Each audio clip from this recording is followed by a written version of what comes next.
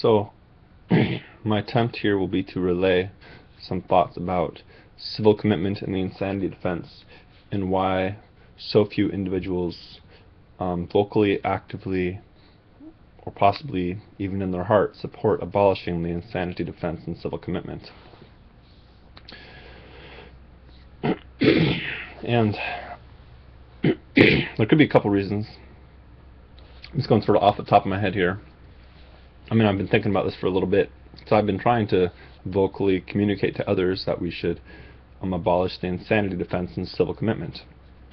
Some people don't even know what civil commitment is. Most people, I think, know what the insanity defense is. But civil commitment is when somebody's locked up inside, like most often, I think, in the United States, inside like a locked hospital ward, at like a county hospital, a Catholic hospital, a university hospital, where they have locked psychiatric wards.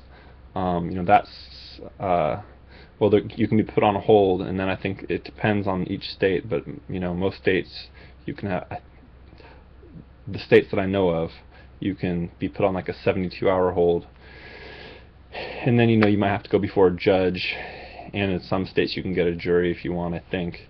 In some states you maybe can't. I'm not totally sure. I should really learn more about that, but it takes time and energy. Anyway, not to detract from my point, however, so civil commitment is when somebody's locked in one of those wards against their will, because they're a danger to themselves or others, because they want to kill themselves or they want to kill somebody else, and they've, for whatever reason, been diverted into the psychiatric system.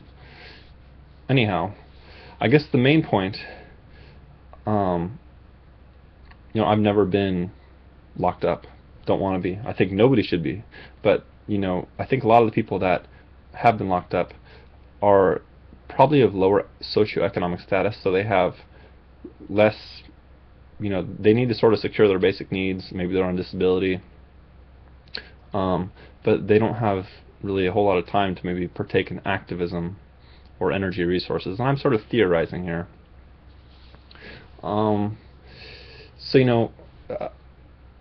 Same thing, back when the slaves were enslaved in the United States, they didn't have a whole lot of time to go ahead and try and do activism to try and not be slaves, because they were busy being slaves and didn't have a lot of power.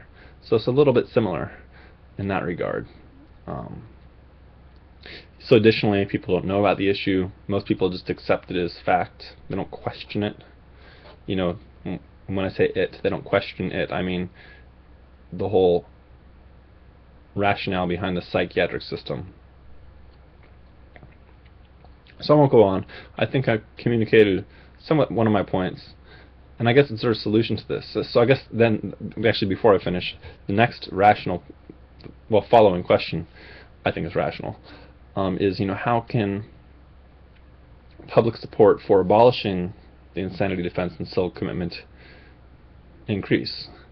And for the insanity defense, unfortunately, my understanding is sometimes bad things have happened, like an assassination attempt, and then someone is declared not guilty due to insanity, or however it's phrased in the particular state.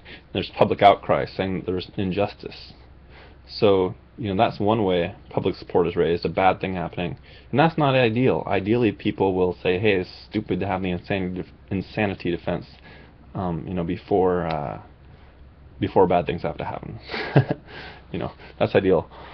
Or I should say, at least, yeah, bad and unjust things have to happen, more of them.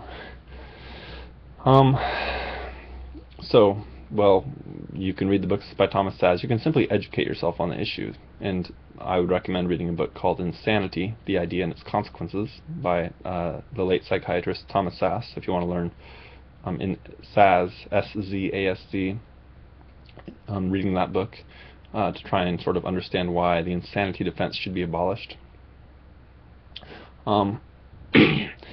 And as far as civil commitment for danger to self and others, well, you can read other books of his, S-Z-A-S-Z, Saz, like Psychiatric Slavery, The Manufacture of Madness, The Myth of Mental Illness, Psychiatry, The Science of Lies, You can watch my other videos that are related to abolishing civil commitment and the insanity defense.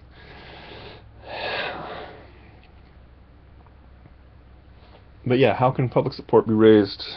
It's not really an issue. It's sort of a quiet injustice that's being perpetrated. Quiet injustice. You know, people being locked up in, you know, county and state facilities when they try to harm themselves unsuccessfully. And don't get me wrong, they should be persuaded not to, using non-coercive methods if they're open to it, but they shouldn't be forced to coerce into not harming themselves, at least adults. So, I don't know. Yeah, this is a complicated issue. There's no quick fixes, but you know, I think over time the public will move in the right direction. You know. But yeah, anyway, I'm sort of done speaking about this right now. So yeah, watch my other videos, subscribe to this channel, share this video with others, and visit my websites. Thanks.